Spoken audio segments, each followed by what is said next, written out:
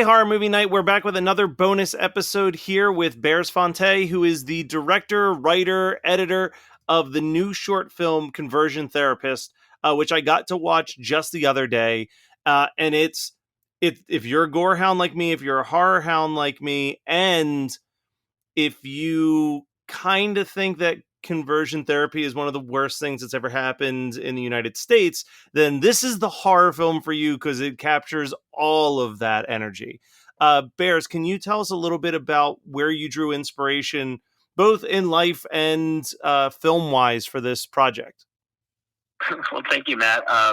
Yeah, I think you perfectly described it there. I've been making films for many years. I've made several horror films, and I had this idea for a film that involved a babysitter kidnapping somebody that she didn't quite like and torturing him. And it was just like this kernel of an idea that never really amounted to anything, but I wrote it several times and involved a lot of torture, and then the Pulse shootings happened in Orlando, and I was just sort of destroyed by that moment, and I just didn't know how to respond to it creatively. It was something that I couldn't stop thinking about, and the thing that got me most mad about the shootings were, I mean, not the terrorist himself, which obviously is a terrible person, but afterwards there were all these ministers who were giving interviews and saying that the terrorists had done everybody a favor by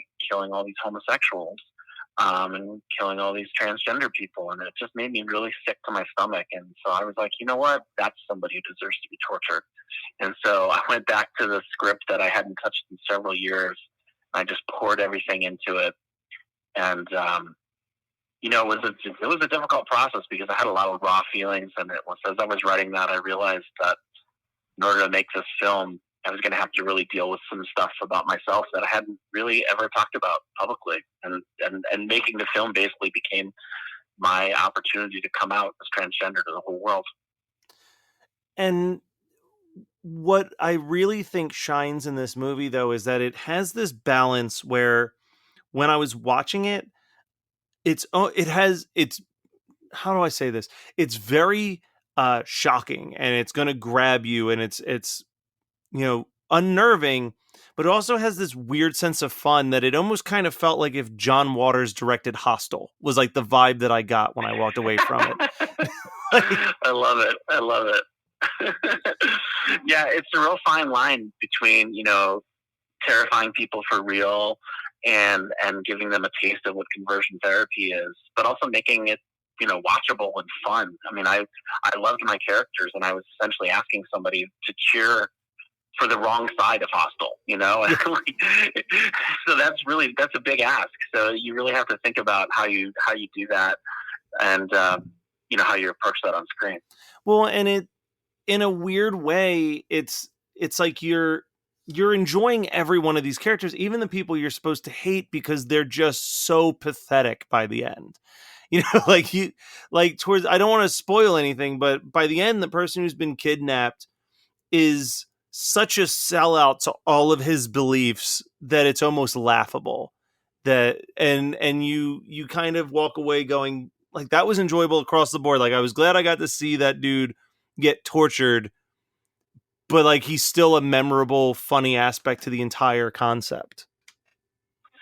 Well, the first thing was having a great actor. Michael Dixon, who I had met through his work on Black Mountainside, was somebody I'd always wanted to work with. And so when I had this role, I was like, I need somebody with the gravitas that you're going to want to watch, who, when they do make that turn and they become a sniveling little, I don't know, failure at the end, you kind of get how he got there and really enjoy that journey. But, I also think that most of the people with really extreme ideas are repressing some things that are pretty seriously, hurtful to themselves in their mind. In time after time, we find out that some of these people who are members of really strongly anti-LGBTQ churches are actually gay themselves, and they just haven't dealt with it until it comes out, like in the police blotter. Yeah, no, exactly. What I also kind of like is you have this trio of pansexual, polyamorous characters. And each one of them, when I walked away from it, I felt like they all kind of had a different route that they wanted to take with this stuff. You know, like Justine is super aggressive and very, very violent. It's a very like militant attack towards the Ira. And then you have Selena, who a lot of the time kind of is saying like, please stop, like don't knock it off. You know what I mean? Like a little bit more, almost, I don't want to say forgiving, but a little less aggressive. And then in the middle, you just have Clay, who could care less. He's the most neutral of it. And I have to imagine that that was, in a weird way, an intentional look at the different types of ways that people react to things that upset them. I think that's true. Yeah. I think when people are, I mean, every relationship is complicated. And when you have a polyamorous relationship, it's obviously that much more complicated. So you have a trio and the way they interact. So if you've got something that is difficult for any one member of that trio, the other two obviously are pulled into it, and it's just the way that they respond to that, which I think changes the nature of that relationship. So Clay, you know, as much as he could care less about Ira, he also is really wants to be there for, you know, the other two in the relationship and do everything he can to support them, even though he doesn't have a personal stake in this. Whereas Justine is basically a sadist, and I think this is coming out of a very, very strong anger that she's got inside of her that she uses this as an opportunity and probably goes much further than Selena ever would have wanted. Yeah. And I think it's, you know, some of the humor with Clay specifically is that he's just kind of there. You know what I mean? Like he almost reminds me in a weird way. I'm a huge Disney fan, a little bit of like a Kronk from Emperor's New Groove. Like he's just the muscle that will do what needs to be done, but he's not really invested in it the way that the others are. Yeah. I think in the end he just wants to be allowed to continue to hang out with these two women. So he just feels very lucky that he won the relationship lottery. Yeah, he had even more kind of ridiculous sort of lines like that just came out of nowhere, and you're like, oh, I don't know what's going on with him, but for time it kind of got cut down. But he had one thing about Ira was complaining about not being able to, like, he hadn't eaten for several days, and Clay was just like, you know, Gandhi starved himself for 17 days, and it's like, wait, why do you know that? Would you ever consider trying to push this to a feature length if the short's well received, or do you feel like you've got, you know, the best chunk of meat right there on the screen right now? I mean, I definitely think there's a feature there, but what I'm more interested in actually would be a television version. We sort of thought about it as like an LGBTQ 18, where they go out and they find these people who are creating turmoil in the LGBTQ community, and they're trying to like right the wrongs in the same way B.A. Baracus and The Face did, you know? Yeah. I mean, I could honestly see this short working in like if we did like an LGBTQ Black Mirror season. You know what I mean? Like just tackling just that side of the political spectrum and stepping away from the technology is going to take over your brain side of it. Where can people go to see this short right now? Like, you were able to send me a screener, and I know that it's playing at a couple festivals. Can you talk about what festivals it's coming to?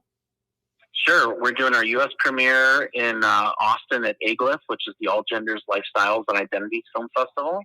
And then the week after that, September 1st, we're doing West Coast premiere at Horrible Imaginings in Santa Ana in Orange County. And then a week and a half after that would be at Film Quest in Provo, Utah. And then NOLA Horror in New Orleans, and Out on Film Atlanta 2 weeks after that, September 26th and 28th. So we're just starting the festival route, and then we hope to release it online to the whole world in about a year. All right, guys. So if you live near any of those locations, especially if you're in San Diego, swing by and say hi to our buddy Miguel, who runs Horrible Imaginings. He's and amazing. Miguel's one of the best people I've ever known. And if you're not in any of those cities, keep your eyes open for when this will be released a little bit more publicly. Is there a website or anything that people can go to keep track of not only the screenings, but when it will be made more readily available? Probably the best place is our Instagram, which is Real Rain Productions, REAL Rain Productions, as in taxi drivers, someday a real rain will fall and wash the scum and filth off the streets. That's fantastic. I love that name. Well, thank you so much, Bears, for joining us. And please stay in touch. Next time you have another one of these projects, let's talk some more. Thank you, Matt.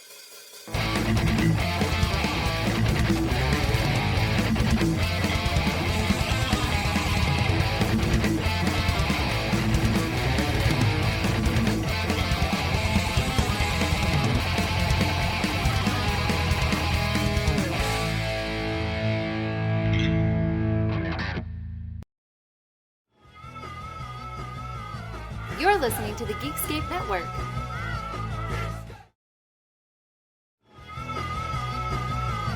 You're listening to the Geekscape Network.